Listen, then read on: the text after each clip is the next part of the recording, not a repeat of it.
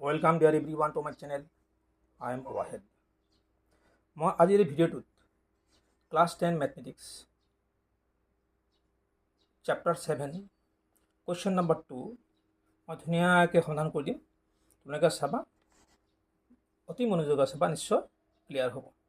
চোৱা, question number 2ত কি আছে,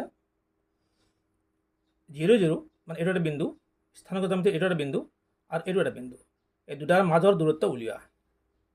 পিছৰ কুৱেশ্যনটো আছে, তুমি এতিয়া ওপৰৰ 7.2 অনুচ্ছেদত আলোচনা কৰা এ আৰু বি নগৰ দুখনৰ মাজৰ দূৰত্ব উলিয়াব পাৰিবানে?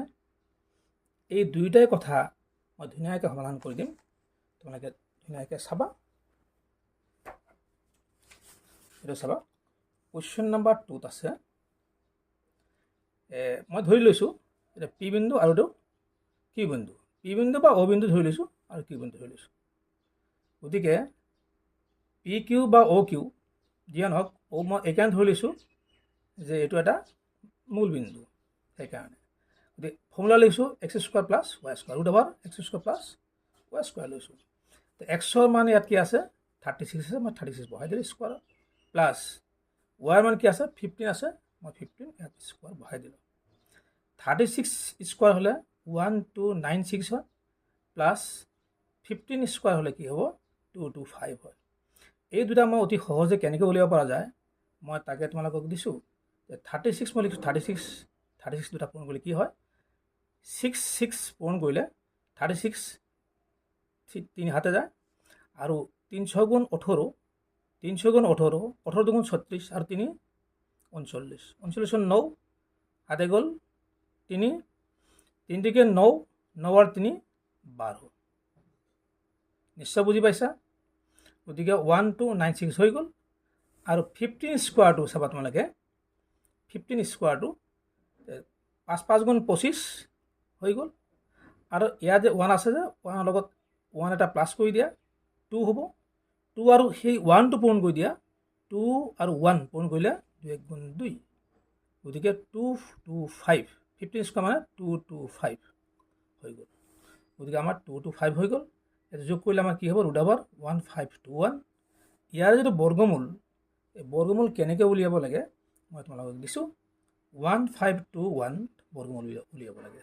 চাবা, মই ইয়াতে একযোৰ মই থৈ দিছোঁ, আৰু 15 ইয়াত লৈছোঁ। এই 15ৰ মাজত চাবা 3 স্কুৱাৰ হ'লে কি হয় 9 হয়, 4 স্কুৱাৰ হ'লে কি হয় 16 হয়। গতিকে ইয়াতকৈ বেছি ল'ব নোৱাৰোঁ, গতিকে 3 আৰু ইয়াত 3 দিলে ইয়াতো 3 দিব লাগিব, গতিকে 3 3কে 9 হৈ গ'ল। কোনোবা 9 গ'লে 6 থাকে, ইয়াত 21 একেলগে বহাই দিলোঁ। এতিয়া চাবা, এই 3ক আমি দুগুণ কৰিব লাগে, দুগুণ কৰি ইয়াত বহাব লাগিব, 3 দুগুণ 6 বহালোঁ। ইয়াত এনেকুৱা এটা সংখ্যা বহাব লাগিব যি সংখ্যাৰে সেই সংখ্যাক আকৌ সেই সংখ্যাৰে পূৰণ কৰিলে আমাৰ ইয়াত এটা 1 আহিব লাগিব। গতিকে আমি দেখিলোঁ 9 স্কুৱাৰ ইকুৱেল টু 81, 9ৰ বাহিৰে অন্য আমি সংখ্যা দেখা নাই 1 হ'বৰ কাৰণে, গতিকে আমি ইয়াত 9 বহালোঁ, ইয়াতো 9 বহালোঁ। গতিকে এই 9ৰে আমি আকৌ পূৰণ কৰিব লাগিব নহয়, 9 9 গুণ 81, 1 হাতে গ'ল 8, 6 9 গুণ 54 আৰু 8 62 হৈ গ'ল। গতিকে এইটো হ'ল সমান সমান হৈ গ'ল, বি ইকুৱেল টু 0 থাকে। আমাৰ এনচাৰ কি হ'ল 39, এই 39 হৈ গ'ল। নিশ্চয় তোমালোকৰ ক্লিয়াৰ হৈছে এইটো। এতিয়া চাবা, তোমালোকৰ দ্বিতীয় যিটো প্ৰশ্ন আছিলে সেই একেটাতে ইয়াত লিখা আছিলে যে দুখন নগৰৰ মাজৰ দূৰত্ব উলিয়াব পাৰিবানে, এই কথা আছে। পৃষ্ঠা নম্বৰ 194ত আছে। চাবা তোমালোকে, পৃষ্ঠা নম্বৰ কি আছে 194ত আছে অসম মাধ্যমৰ কিতাপখনত। দুখন নগৰ এ আৰু বি, তাতে কি আছে নগৰ এৰ পৰা আমি বি উলিয়াবলৈ হ'লে, দূৰত্ব উলিয়াবলৈ হ'লে আমি এৰ পৰা ইয়ালৈ আমি কিমান গৈছোঁ 36 কিলোমিটাৰ গৈছোঁ, আকৌ ইয়াৰ পৰা ইয়ালৈ বি লৈ 15 কিলোমিটাৰ। স্থানাংক জ্যামিতিৰ মতে এক্সৰ মান এইটো ৱাইৰ মান আমি এনেকৈ লিখিব পাৰোঁ।